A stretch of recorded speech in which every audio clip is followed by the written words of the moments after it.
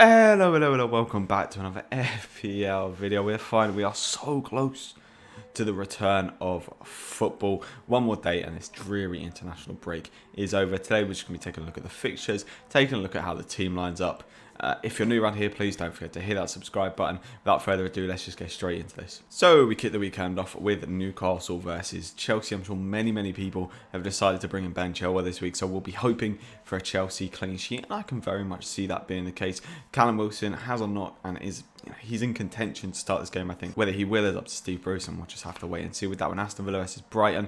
I'm potentially thinking of captaining Jack Grealish, so that could be a very interesting one. I think Grealish definitely will do something. I think Aston Villa will pip this game, and maybe an Aston Villa 2-1 kind of thing is what we can maybe expect here. Then we have one of the crunch games of the weekend, and that's Spurs versus Manchester City. It's going to be really interesting to see whether Man City will sort of breeze past Spurs, whether they'll beat them, or whether Spurs will sort of, and Mourinho will really put up a fight and be like, no, we're gonna challenge for the title this season. They're gonna make a statement against Man City tomorrow. Then Man United versus West Brom. This is a game I'm probably not gonna watch because I'm not a Man United player holder, and many people that I know have Bruno Fernandes, and I'm a little bit scared of that, I can't lie. Bruno Fernandes at home, captaincy looks very good on him, so I am very worried about that. But then we have Fulham versus Everton, and I think this is a great fixture for Everton.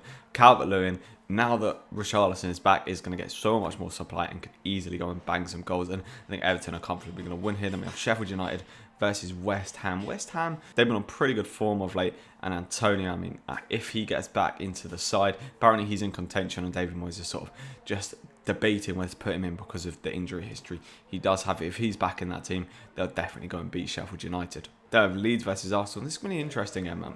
Be very intrigued to see what happens with Bielsa. He's got a couple of returning players, the likes of Rodrigo, could potentially go back straight into the squad. I think Bamford will get that starting position. With Arsenal, Partey's injured, and defensively they look, just about okay, but going forward they don't look very good at all. So we're really interested to see what the score is on this one. Leeds are a very good side going forward, but a week ago back to Arsenal really need to get on the front foot here and score some goals.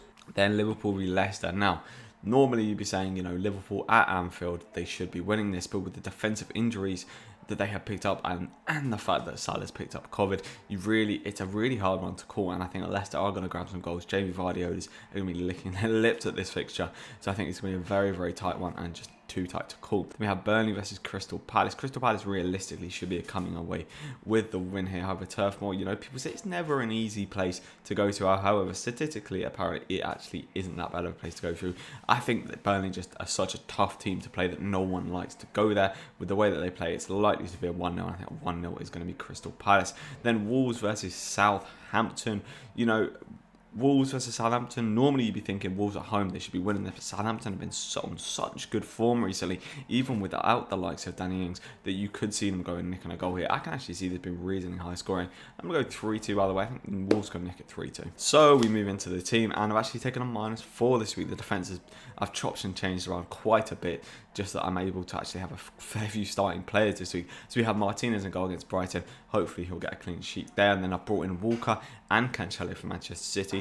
I'm not necessarily expecting them to keep a clean sheet in this game, however, going forward, hopefully if both of them do start, I think Walker's nailed on, so he's going to start week in, week out. Whether Cancelo, will have to wait and see, but he has been the starting left back of late, and Mendy and Zinchenko still have injuries and just stuff going on with them, so Cancelo I think will get the nod the majority of the time in that position. Then we have Ben Chilwell against Newcastle. Hopefully he can get a clean sheet, and the attacking returns he's been putting out, it doesn't really even matter if he gets a clean sheet, because he could go and score, go and grab an assist easily. And the Crystal Palace versus Burnley, you could probably be expecting a clean sheet for them. Then we move on to the midfield, and we've got Grealish, Zaha and Heung-min Son. Now obviously it's a bit of a vice versa here. I've got Son and I've got the two Manchester City defenders.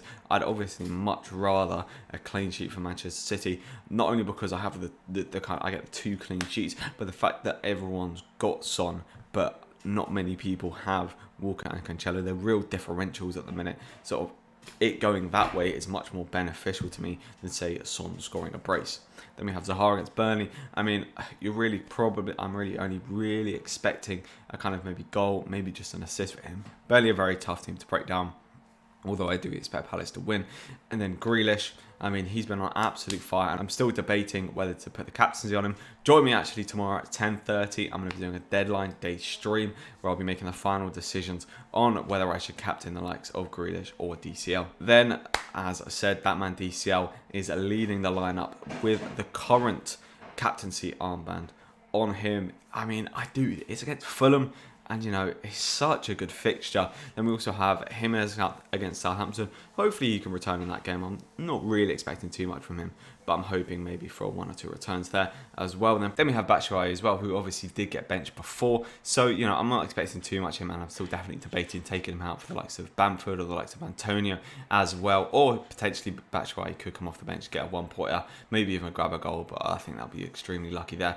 But he's going to be in the lineup for now unless I make some sort of late minute decision to take another minus, or -8 overall, I guess it is, and bring in the likes of Patrick Bamford. Then just taking a quick look at the bench, no one really of note here except for, you know, Salah's on the bench. I'm just keeping him, not transferring him out this week. I've got a decent amount of value in him, and the fact that he's only out for 1 game week, I mean, he can just sit there on the bench and have him fresh for the week after. Burke, I kind of wish that I'd have picked someone else other than Burke. You know, the likes of Romeo, Basuma would have been much better because they'd actually be playing. And then we've obviously got Dunn, he's a dud option, whatever, and then Nyland as well, whatever.